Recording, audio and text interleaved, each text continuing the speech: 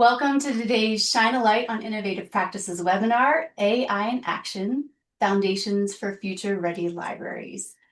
This is a webinar series that is all about shining a light on fantastic school librarians like Sheena Kelly, our presenter today from Thompson School District, as well as innovative practices that engage and empower our Colorado students. The State Library is funded in part by a grant from the Institute of Museum and Library Services. And we appreciate your support in filling out the evaluation if you're watching us on a recording using the link that is shared in the follow-up email. And with that, I'm going to now turn it over to Sheena to introduce herself. Thank you, Sheena, for being here. Thank you so much for hosting me. I'm super excited to be here. My name is Sheena Kelly, and I am the Digital Media Literacies Coordinator at the Thompson School District in Loveland. And I'm very excited to be here with you all today, live or asynchronously, to talk about AI in Action, Foundations for Future Ready Libraries. I started my career in public libraries as a technology librarian before transitioning into school libraries. I worked abroad in international schools for a few years, dipped back into public libraries for a few more years, and have been the department coordinator here at Thompson for the past 2 years. I got involved in AI work in my current role, working on our district's AI task force, and now working on our AI pilot, though the views expressed in this webinar are my own. I've always been super interested in the intersection of technology and information literacy, so I've been on a bit of a deep dive, and I'm excited to share what I've learned with you all today. I don't know everything by far, and often thinking and talking about AI for me brings up more questions than answers, but I do hope that there's something for everyone in this webinar, no matter where you're at in your own personal learning process. So I would love for you to take a quick second just to process this image that Gemini made for me with the prompt, "The past before AI existed." I thought typing that in that it might take me to a very distant past, but I noticed that there's still a very heavy focus on technology in the output. I do appreciate the shout out to Borders, may she rest in peace, but there's a lot of tech happening, even though this is supposed to be a distant past. So just process that, think about it for a second. We're going to circle back around to it at the end of the presentation. And a quick warm up for you all. This slide was adapted from the News Literacy Project. If you are not aware of and subscribe to their newsletter, highly recommend. Please drop in the chat, which image do you think is AI generated, A or B?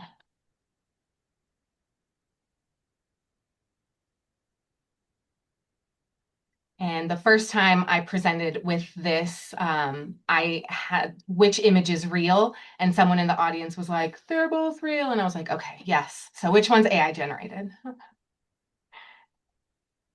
Both. Lots of B's. Nice. A, awesome. I think that's everybody's responding now. So the correct answer is B. B is AI generated. You may have struggled to find some of the common tells that we're used to seeing in AI generated images, like too many fingers or weird facial distortions. And that's because it's a really well generated AI image.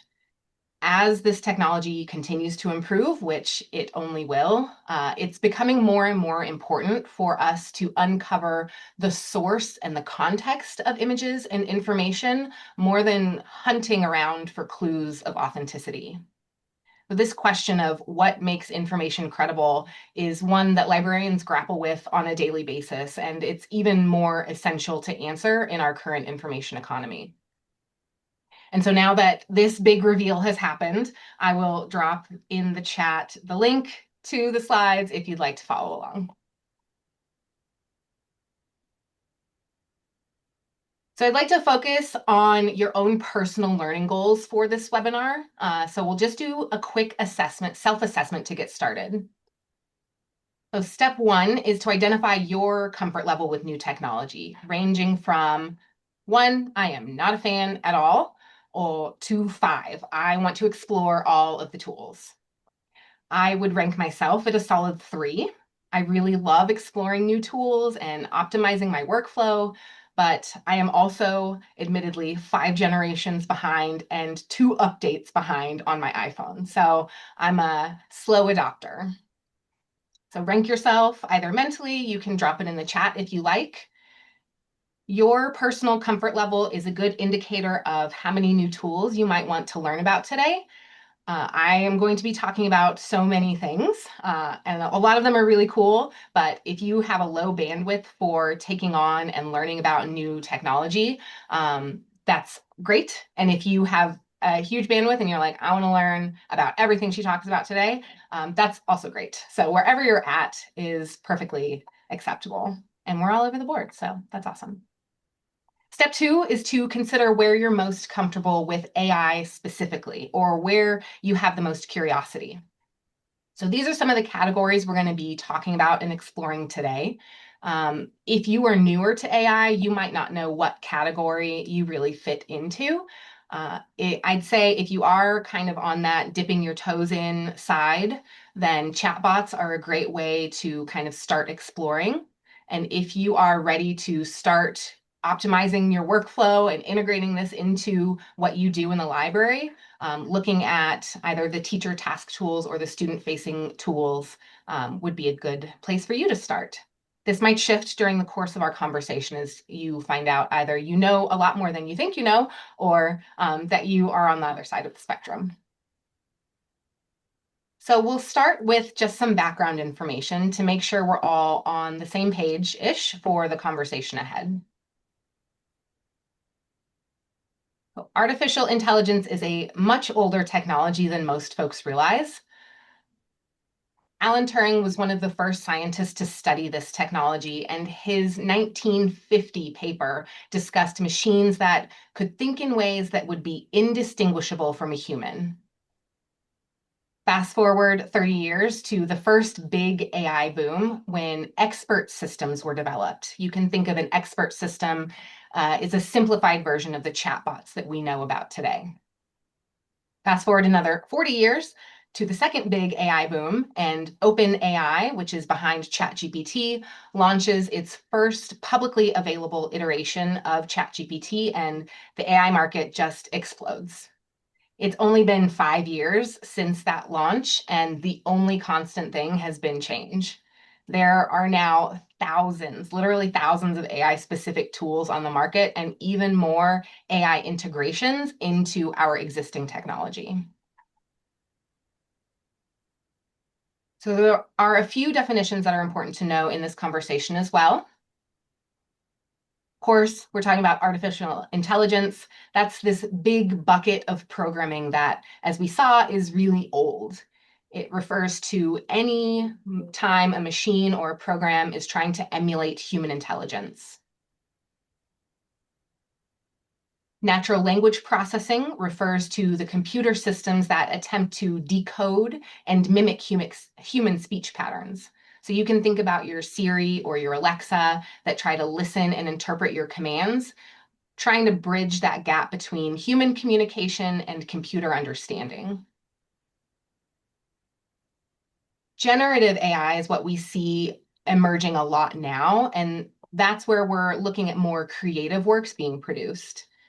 There's AI tools like Suno that can write original songs about any topic in any music styling you like, and Sora, not the digital reading platform, that can create incredibly realistic videos out of still photos. Machine learning refers to the use of those computer systems that are capable of learning and adapting by analyzing patterns and making predictions. So you can think here about your Netflix recommendations or your targeted ads on social media platforms like Instagram. These algorithms are constantly running in the background, gathering data about you, looking at what you watch, how you interact with it, even how long your eyes pause on specific content when you're online. And then they try to guess what else you might be interested in seeing. Deep learning allows AI to make connections that more closely mirror how our brains process information, connecting data points across multiple layers and providing for more nuanced outputs. Some of the virtual assistants and chatbots that you might have interacted with understand and respond to natural language, and these are some examples of some of the deep learning models. And of course, underlying all of these technologies are our large language models. We commonly think of things like ChatGPT or Google Gemini, where we ask a question and the large language model searches through its data set to give a response based on basically algorithmic predictions. So they're also guessing based on your input what the next most likely word is going to be in crafting that response to you. So if you have any experience with any of these examples of AI in your everyday life, you probably know that these tools leave a lot to be desired. My Facebook is forever recommending friends to me that I definitely know and definitely don't want to be connected to.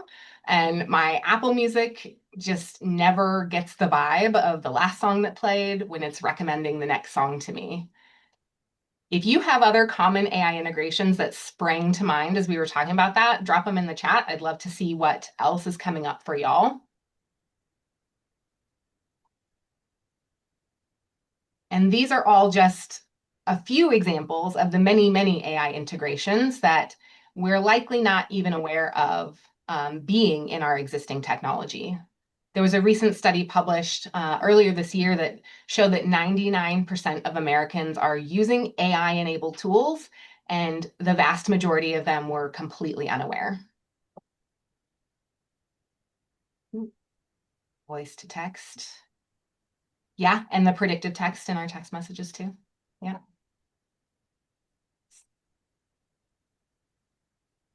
Yes, I always find it very creepy when I'm having a conversation with someone and then I get an ad for whatever I was talking about on my social media platform. So nothing that I was even interacting with on the phone. Big Brother is listening. So artificial intelligence is artificial in that it lacks nuance. It's just data in and decisions out.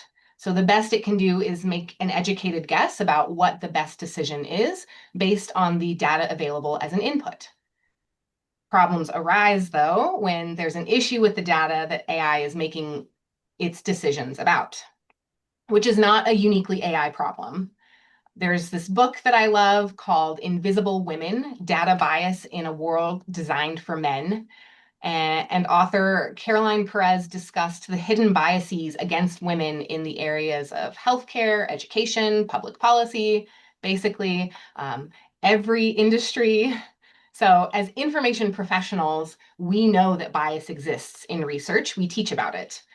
Any human doing research is bound to produce at least slightly biased results because our own personal biases are nearly inextricable from the work that we do. We get biased responses from AI when there are problems with that data set. So a large language model is created by scraping, bear me over gesticulating and spilling my water bottle, scraping the entire internet to build their data set, then providing you answers to your prompts based off of that information.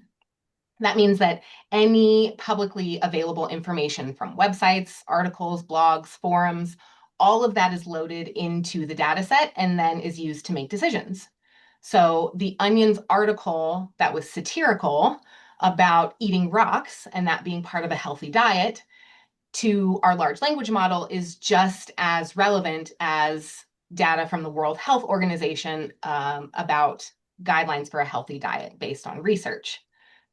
Thankfully, in this example, there's an overwhelming body of research on nutrition to outweigh the onion, but much of the bias that we see in AI responses comes from the reinforcement of vast amounts of gender, racial, and cultural biases that exist in the entire data set that is the internet. And we see that reflected then in our chatbots' responses to our prompts. It's also important to note that the data sets that are fueling large language models don't include what's not on the internet. So archival material, recently published books, and anything that hasn't been digitized won't be included in that data set. So bias can exist in things that are not included in the data set. If my large language model knows that this is a cat, this is a cat, this is a cat, this is a cat, and this is also a cat, it might struggle to answer the question if this is also a cat. It is orange, not black. It's a different breed, and it's just a kitten, not a full-grown cat. So just like in the book, Invisible Women, thanks for linking that in the chat, we can start to see these biases in AI outputs when a segment of data is omitted from the data set, like women or orange Maine Coon kittens. These large language models don't know what data is missing from their data sets. So I'll say that AI is kind of a mixed bag of awesome possibilities and terrifying implications. And a lot of the conversations today will focus on that dichotomy. But we in the information field are already acutely aware of the need to understand this technology so that we can help students and staff navigate it ethically, safely, and intelligently. Using AI requires us to really thoughtfully consider the possible harm it could cause, in addition to the benefits that it could reap.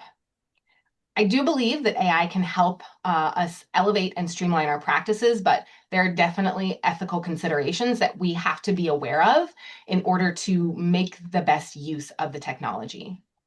AI is so far out of the box, it's on the other side of the planet. And we have to know and understand how we can leverage this technology successfully to help our students navigate the new information landscape. So this leads us to an essential challenge when using AI, and that is that the systems can give us bad, wrong, or harmful information. In a very fascinating study, article titled Humans Are Biased, Generative AI is Even Worse, research reported that the world according to Stable Diffusion, which is an AI image generator, is run by white male CEOs. Women are rarely doctors, lawyers, or judges. Men with dark skin commit crimes, while women with dark skin flip burgers. Biased AI systems using facial recognition software have led to wrongful arrests and lawsuits against job application screening software. And large language models trained only on English speakers' data have been shown to be biased against non-native English speakers in AI-assisted grading and feedback modules. There's also the potential for new AI services to contribute to book challenges with tools like Bookmarked that just automatically flags content with potentially problematic information, missing out on a lot of the context and the nuance within an actual book, and potentially leading to more bans. Large language models really just want to make you happy and give you an answer. And sometimes to do that, they will just lie to you. Or a nice way to say it is hallucinate. You would think that through iterative programming, maybe these systems would be getting better, but they're actually getting worse. And there might not be a way to completely eliminate the hallucination problem from chatbots. In fact, training methods reward confident guesses over uncertainty. So large language models are not ever the place to go for factual information.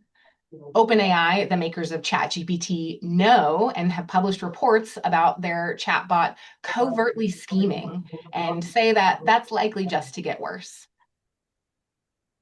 This brings up another not new issue for librarians, and that is deepfakes, or videos and pictures that make it look like someone said or did something that they didn't. AI makes it even easier to create very convincing deepfakes that look and sound real, like the infamous Met Gala photos from last year that eventually were shown to be false by analyzing patterns in the carpet. Recent iterations of ChatGPT were so cloyingly sycophantic to users that they had to roll back the update. GPT 4.0 was telling users that all of their ideas, even really harmful ones, were incredible, the best ideas the bot had ever heard. And even though it was rolled back for paid subscribers, note that distinction, these system flaws persist. A lawsuit was recently filed by a family in California whose son died by suicide thanks to the bot's helpful advice. And another popular chatbot, Character AI, just had another wrongful death suit filed against them for the same reason and recently banned minors completely from using the platform. This highlights a dangerous trend that I'm sure you've heard of teens turning to AI systems known as companion chatbots instead of seeking help from mental health professionals. And there's no HIPAA for a chatbot. Data privacy and student safety are also huge topics for schools. There are a number of laws related to data privacy for minors that apply to the use of AI in schools. Some of the tools specifically state that they're not for use with students under the age of 13 or 18 years old, but that obviously doesn't prevent students from using them on a personal device or outside of school. So when you're looking to explore these tools with students, make sure you have a district-approved app that you're using to make sure that you're following these guidelines. There's a district digital privacy addendum on file. And it might be the case that you just start with adults in the building using the tool at first, just to make sure you're safe. Another consideration is copyright. The US Copyright Office has been working on guidance since 2023, which is quite a long time. Their second installment of their report on copyright and artificial intelligence focused on the copyrightability, which is a delightful word, of AI-generated materials. Their office put out this report that said copyright protects the original expressions in a work created by a human, even if that work also includes AI-generated material, but it does not extend to purely AI-generated material or material where there's insufficient human control over the expressive elements. But ultimately, whether human contributions to AI-generated outputs are sufficient to constitute authorship is a case-by-case basis. There was a landmark case settled a few months ago against the company behind the Claude chatbot, Anthropic, that found that 500,000 books had been used illegally in its large language model's training data. The authors settled for $1.5 billion and the deletion of all of their content. But this case is really interesting because it wasn't necessarily the use of copyrighted materials specifically that was illegal, but the fact that Anthropic knowingly sourced the data from piracy websites. In Colorado, we also have Senate Bill 24205. It was passed last year and supposed to be fully implemented by February 2026. It's titled Consumer Protections, but there are a number of points made about education. So for example, AI can't be used to make any consequential decisions, which would include things like enrollment or educational opportunities. So if you're thinking about inclusion or exclusion from school programs, AI can't be used to help in making those decisions. There are some drafted updates that are coming out that could further impact education. So this is one to also keep an eye on. So I think all of these pitfalls and privacy considerations are our opportunity to engage with our community. That's staff and students that we work with. There are tools that can help us with Reader's Advisory. You might be familiar with Novelist, but it doesn't actually use any AI. It's just good old-fashioned metadata searching in the background. OCLC, however, introduced AI-generated book recommendations into WorldCat in 2023 that allow users to search for similar titles when they're logged in. And Goodreads, which also shows results in WorldCat, has used machine learning since 2011, so a very, very long time. The effectiveness, of course, of the Goodreads recommender depends on you, the human on the other side. So if you don't input your favorite genres or create shelves and rate books, then that recommender is really not super useful for you. You can also prompt chatbots to provide book recommendations. Tools like School AI will allow you to upload metadata for your collection and create a custom space that students can interact with and get book suggestions for titles that are actually on your shelf. AI is starting to be used in cataloging processes as well, and not just for book bannings, like we mentioned earlier. The Library of Congress has actually been exploring the use of AI for automating metadata for digital materials with their project Exploring Computational Description, which started in 2022. They're testing it and rolling it out very slowly, and they're very cognizant of keeping a human in the loop of that process. Their phase two worked on creating new catalog records, but after every iteration, they stop and pause and have a human review the output to make sure that things are working how they want them to work. But they have determined, as they're still working on it, that AI is not sufficient enough to fully automate this task at this time. There does still need to be human oversight in that. And not surprisingly, the quality of the outputs depended in large part on the data set that the models were trained on. Overdrive has been integrating AI into their daily work for years as well to analyze trends in circulation and holds management and collection development. And if you're a Follett Destiny customer like we are, you might have noticed that they recently rolled out AI integration tools to offer more detailed reports to help you think about trends in your collection, how resources are being used, and longitudinal data so that you can make better decisions for your collection and really understand what's happening with your patrons in your library. AI can also help with planning programming, answering emails, project planning, and streamlining workflows.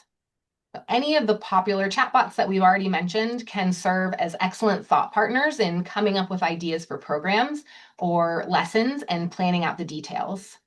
I kind of bounce around between chatbots, and you can see in the speaker notes section of this slide a conversation that I had with Google Gemini to come up with a program about Pokemon. And I say it's a conversation because you should never just type a thing and be done with it. It does take a little bit of iteration with the chatbot, kind of tweaking the output to make sure that you're getting the best response that fits your needs. So it's a good rule to be as specific as possible in your first prompt, and we'll look at prompting in just a little bit, because the longer a conversation goes on with a chatbot, the more likely it is to kind of lose the context and forget things that happened earlier in the conversation. So just a thing to consider. Chatbots can also help you analyze commentary and discover themes that you get as feedback or exit tickets in your lessons. So definitely take advantage and play around with it. I will say that there are a lot of different chatbots, and they're not created equal. So I've gravitated towards Google Gemini because that's what our district has, as far as we're a Google Apps school district. So then I get a little bit more privacy built in, and I feel, even though I'll never put in student data, I feel a little bit more secure in putting in commentary that I want to have it think through and analyze. And I would be remiss if I did not mention my favorite AI tool for productivity, which is Goblin Tools, which you see the icon pictured here. It's kind of a catch-all, and it can help you with all things project management. So coming up with really detailed to-do lists that have a breakdown of approximately how much time each task might take you. You can use it to help you weigh the pros and cons of big decisions, judge the tone of a piece of writing, and then even help you make sure that that snarky email comes off a little bit friendlier. So finally, we can also help use AI and leverage it with students for research or when you're doing a reference interaction. I've seen a lot of really great integrations with this tool that's pictured, which is Notebook LM. Several months ago, I presented about AI and I asked ChatGPT for a literature review of the top 10 most reputable sources related to pediatric brain development. And it gave me one or two out of the 10 real sources, and the rest were completely fabricated hallucinations. When I asked again in preparation for this webinar, it gave me 10 legitimate sources, links to those sources, and they were from more reputable publishers like PubMed and ScienceDirect. So it's a vast improvement. And again, this technology is constantly changing and improving. But again, I would still never go to a chatbot as my source of truth for information. There are some research-specific AI tools that are worth mentioning. So Consensus is an AI-powered academic search engine that built its large language model with over 200 million peer-reviewed scientific research papers. And it is really awesome at kind of helping make connections amid that vast amount of available data, and working with students, middle schoolers, and getting into high schoolers. It can be overwhelming to know where to look and find resources. This kind of helps make that process a little easier and more intuitive, connecting, doing citation connections, and kind of just linking pieces together. There are a few others. Cite and Research Rabbit are two similar tools that just kind of help to make the research process a little less intimidating, and connect, using some of that neural network technology, connect citations across disciplines. So again, pictured here is NotebookLM, which is a personal favorite of mine. You are building in NotebookLM your own mini large language model. So you're uploading your own data, and then you can create a custom chatbot based off of just the data that you've uploaded. So I have created one for onboarding of new staff with all of our policies and procedures and relevant standards, and even things like how to create an engaging lesson. So if a new library assistant comes in and they say, I don't know what to do, I have a second grade class, they can look and find really targeted information that's also aligned to our district's strategic plan, mission and vision, our library's mission. So they can use that asynchronously, to get quick answers that's a little bit more targeted to their needs. You can create a podcast or a video summary from the information that you put into NotebookLM. So if I were actually doing research on pediatric brain development, I could upload all of the relevant sources I'd found and say, hey, NotebookLM, please identify the main themes across these 10 papers, and it would help me out with that. So there are no shortage of tools, and we'll look at a few others that are education specific in a little bit. That these are all designed to provide actually helpful research information, not like a chat bot that is more designed to make money. So these are a good place to start if you need research help with AI. Even some of the database vendors like EBSCO and ProQuest have started to integrate AI into their platforms to enhance their natural language processing capabilities, and make it just easier to find research resources. I have to mention here, however, the early research linking over-reliance on AI tools and a cognitive decline in critical thinking skill development. So these tools can help students make connections and dive deeper into the vast body of research, absolutely. But using any artificial intelligence tool as a replacement for original thinking, rather than using it to augment our ideas, can have serious negative impacts on learning and development. So use with caution. And now I'm advancing the slide. We in libraries are at a crossroads. I think we're on this tightrope where we're trying to critically evaluate information when it's harder and harder to trust what we see in front of us. Whatever else emerges after this, and who can say what that might be, our humanity has to be the underlying factor that can make this successful. We in school libraries, I think, are perfectly positioned to focus the narrative about AI and really teach students to consider the complexity and not shy away from these conversations when they're using it. So the perfect first step is to plan and deliver AI literacy lessons for students to help demystify the technology.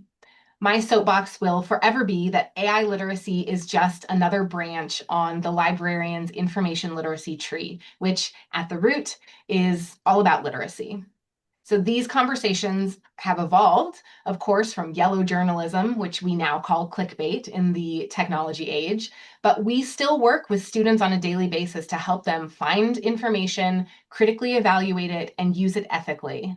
We already teach about copyright and research skills and the ethics of information. So adding in this AI literacy is just another continuation of the conversation about information literacy skills. And certainly it's a challenging information landscape, but it's nothing new for us. It's definitely in our wheelhouse. I would argue that these skills are more essential than ever, even without AI challenging how we view information. Formerly standard advice like always trust a .gov website has changed, and making sure that we critically look at information and know how do we analyze and trust things, we have to be more in tune with that. So whether you are using the CRAP test or the SIFT model or RADCAB, source evaluation and lateral reading have to be mandatory skills for being responsible consumers and creators of information. So I think an underlying theme school librarians often work with staff and students is in academic integrity. So know what your district policy is around plagiarism and academic honesty. What are the consequences that students need to be aware of when it comes to using information ethically? And look and see, do you have any specific verbiage or on AI or emergent technologies in these policies? Help students think through what their personal motivation is for school. You can add more intrinsic buy-in by crafting assignments that kind of speak to personal interests, which might help those folks who are more naturally inclined to take an easy way out of doing things. As you work with students in AI, make sure to set clear expectations around when it is and is not appropriate to use the technology. Allowing for a guided use can foster critical skill development so students can become smarter and more ethical users. Focus on process less than product. So when you can assess how students are getting to an answer, you can honor and guide that critical thinking development. And while you probably cannot create an AI-proof assignment, you can design differently. So have more Socratic seminars, do more work in class, change what counts as an assessment and a demonstration of learning. And most importantly, teach about it. So be candid about your own use of AI and don't be afraid to not have all the answers. So here are 1,000 links. You'll have this presentation. I have come to love these resources for teaching about AI literacy. These are some ready-to-go lesson plans and ideas that you can use in your library tomorrow. Collaborate with your classroom teachers on integrating these lessons into core classes or use them as part of your digital citizenship lessons. The big takeaway I want you to have here is to start now. And there's no reason to not start now because there are so many resources available. Students are already talking about AI and using AI in whatever ways they're using it. So we need to be there to support and guide their appropriate use. As you get into developing your own AI literacy skills, an essential first skills build is prompting or prompt engineering. A conversation around this has shifted a bit as large language models have become more sophisticated, but these are good general rules to help you get the most out of your interactions with AI. So if you want, you can pull up your favorite chatbot in a new tab and follow along. So we want to prompt first, introduce the question with a prompt. For example, give me a 45-minute lesson plan for a 4th grade library class. Give the model a role or a voice. You're a professional librarian teaching in Colorado. Be very explicit in your instructions. Include active learning strategies and an exit ticket for students as a formative assessment aligned to AASL standards. And set the parameters for what you want that response to be. The lesson should include essential question, learning objectives, and differentiated activities for diverse learners. So you can think of prompt engineering kind of like you're crafting your Boolean string in a research database. You want to be specific and thorough and kind of account for outlying words or phrases that might make a difference in the AI giving you a better output. So if I were really doing this, I would obviously name a specific topic I wanted to focus on, and then probably link to some specific standards that I wanted to make sure were tied into my lesson. So if you did try this, drop in the chat what chatbot you chose and how that went for you. And then, of course, the essential next step, as I mentioned previously, is that we're having a conversation with our chatbot in order to make sure that we're getting the best response and most useful response. So writing the prompt is good, and then editing the output is the second step. So I used the previous prompt in Google Gemini, and it gave me a fine lesson plan. It had timing, it listed out the supplies I needed, suggestions for artifacts to use at each of the station rotations, but it didn't give me any time to transition between stations. So I gave it that feedback and it revised the plan and gave a better output. So we can evaluate, how is the output? Does it meet the requirements? Did it respond to every piece of the prompt as I asked it to? Determine the accuracy. If there's any data or statistics, make sure we're corroborating that, doing lateral searching. Identify any potential biases or misrepresentations in the output. Are there any harmful reinforcements of information? And then transform that content, iterate on that response, and see how you can get a better response the next time.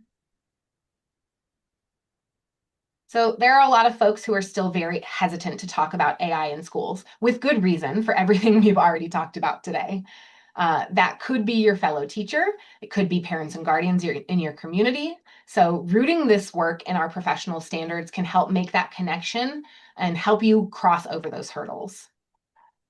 The 6 shared foundations and key commitments from the American Association of School Libraries are broad enough to include emergent technologies, and the focus really is on information-seeking behaviors.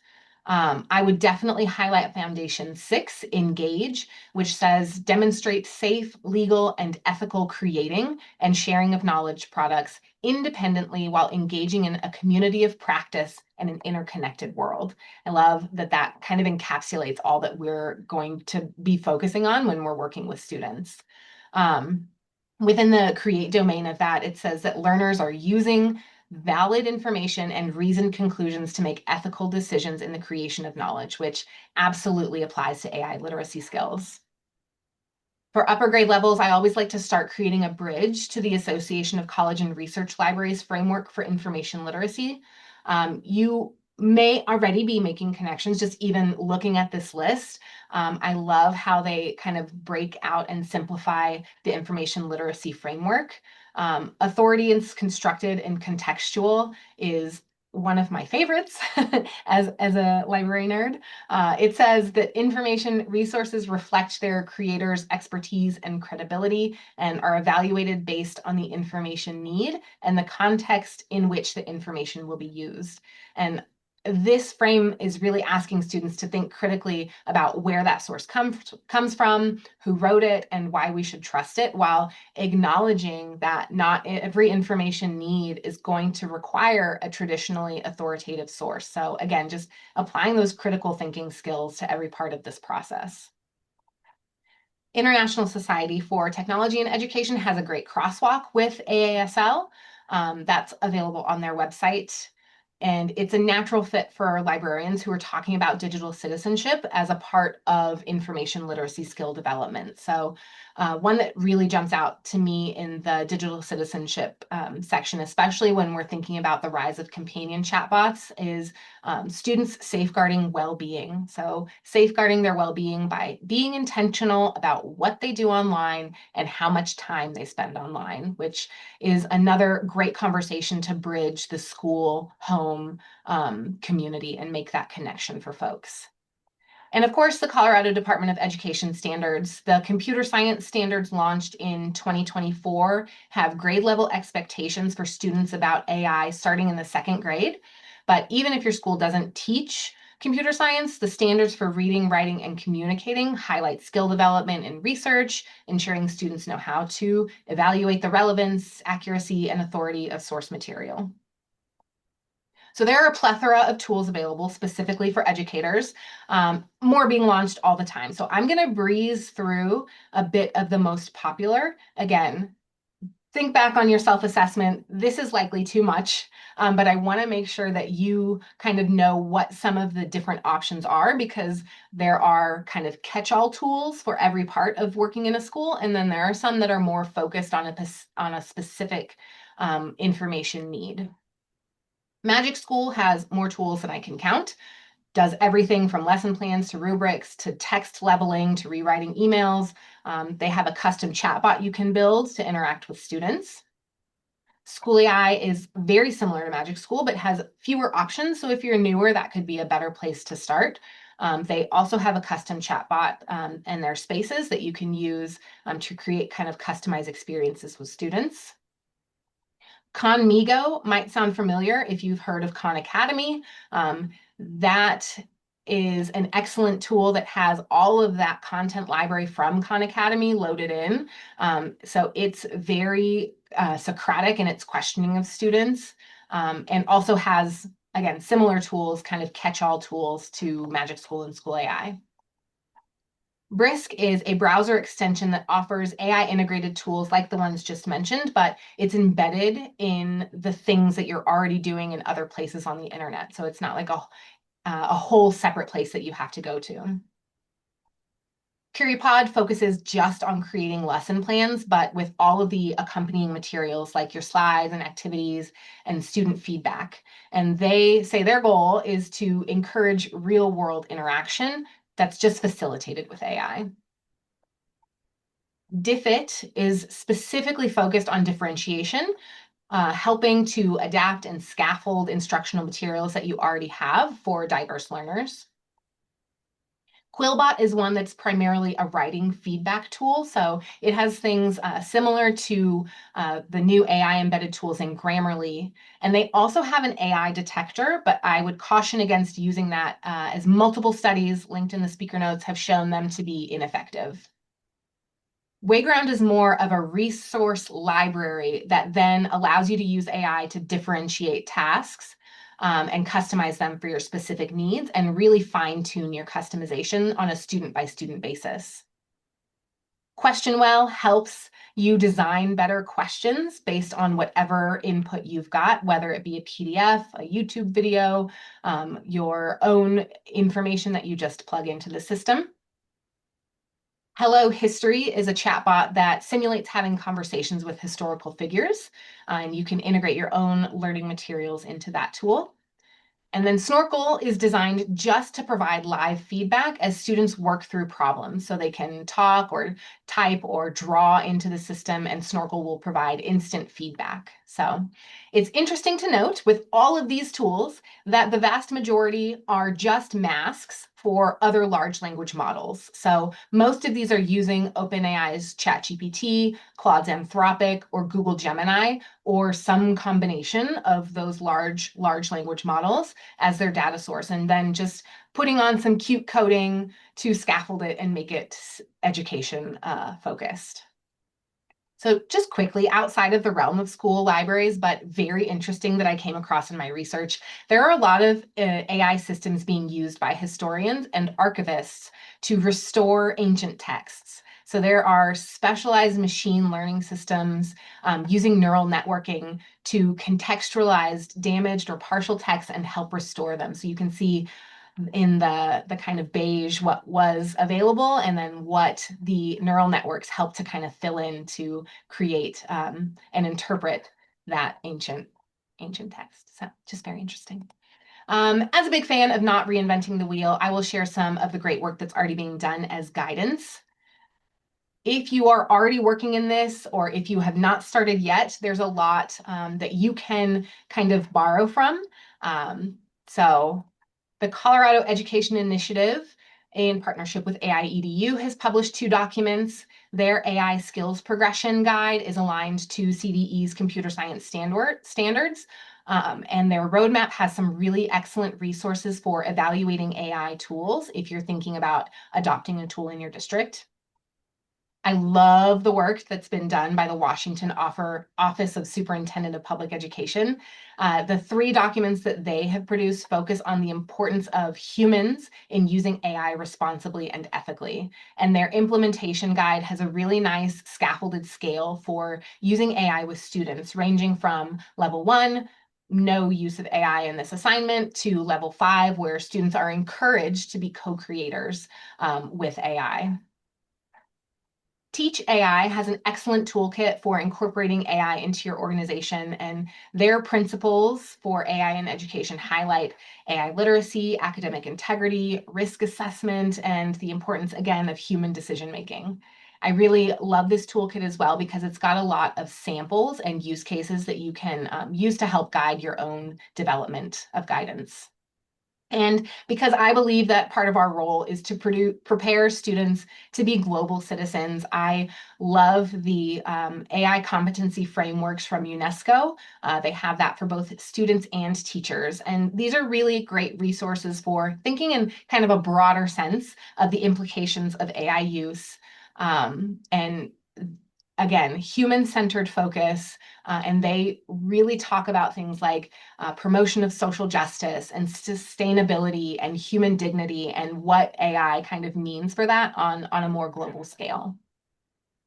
So we're nearing the end, and if you haven't already exploded from all of the resources, I have just a few more. It is my nature. I'm sorry about that. Here are all of the tools that I mentioned in today's webinar, so you have easy access to all of them. Again, it's a tiny number, and there's a lot more. So if you're ready to dive deep, there's some great stuff here. Here are other resources to help you take your learning of AI even further. So it's really, really important for us as the adults in the building to feel comfortable, even if we don't have all of the answers, before we start working with students and talking to them about AI literacy skills. But again, you don't have to be that expert, and there's so much that exists in this realm that you can take that and adapt it to get you started. And there's a lot here in those prompting ideas that are education focused to help you kind of dip your toe into exploring those chatbots if that's where you are. And these are resources I didn't talk about, but are ideas for future reading. The first author listed here, Alyssa Malaspina, she has a great newsletter that I recommend called the AI School Librarian, and she shares lots of ideas and really thoughtful information about the ever-changing role of AI and how it applies to school libraries. That's linked in the speaker notes. Of course, you can Google it. There are a ton of supplementary links that I added into the speaker notes section of each of the slides with articles and research that I referenced that you can dive as deeply into this topic as you like. And I will end here with a quote that I love from Matt Miller, who has several books and one upcoming about AI literacy specifically.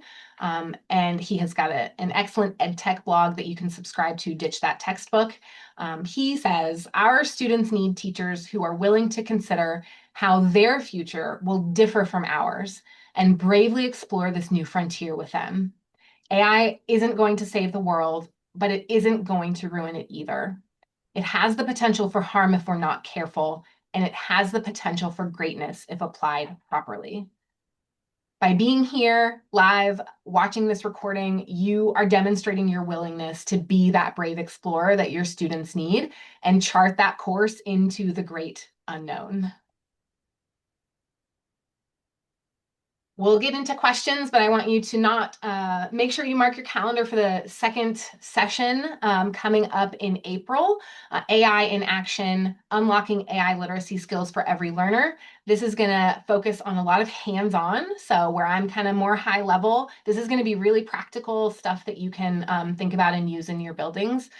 So definitely register. Molly is an incredible librarian in Weld RE4, so you don't want to miss it. And here is the bit.ly once again. If you would like to grab the slides, I know you'll get that in an email from Susie later. And our final image for the unimaginable future that AI will bring, contrasted with the first image that we saw in the past before AI existed. Other than there being more drones than cars, there's still technology everywhere, which I think is an interesting note that that's not going to change anytime soon. So I would love to connect. Feel free to reach out. We do have a few minutes. I wasn't really looking at the chat too closely if any questions came up or if anything has come up for you now. Gina, that was fantastic.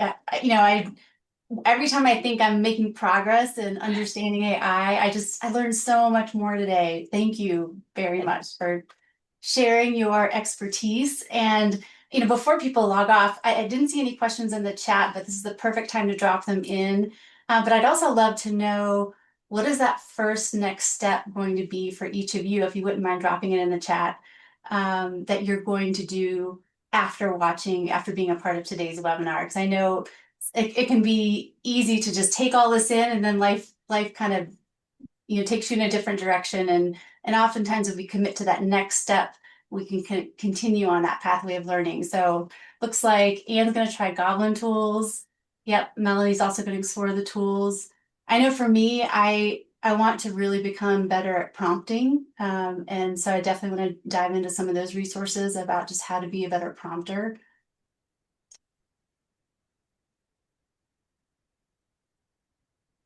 Ray was mentioning about checking out the research scholarly tools. Consensus is one I love because you can see for different journal articles how many times it's been cited, or there are different things. I can't remember. Maybe you can tell me, Sheena.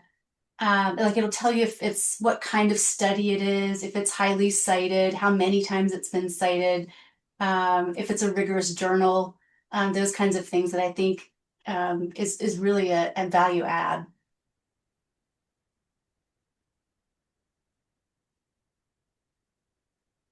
Keep them coming.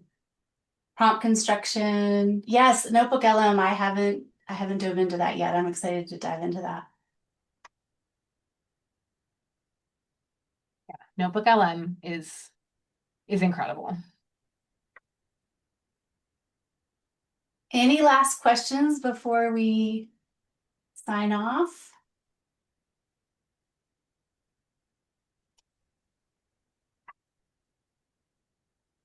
I'm going to just drop this link into the evaluation one more time.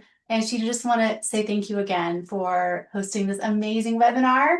We hope that after everybody has a chance to play with some of these new tools and dive into some of these new areas, that you'll join us back again in April for Molly's part 2. Thank you again for being here, and we hope to see you at the next Shine a Light.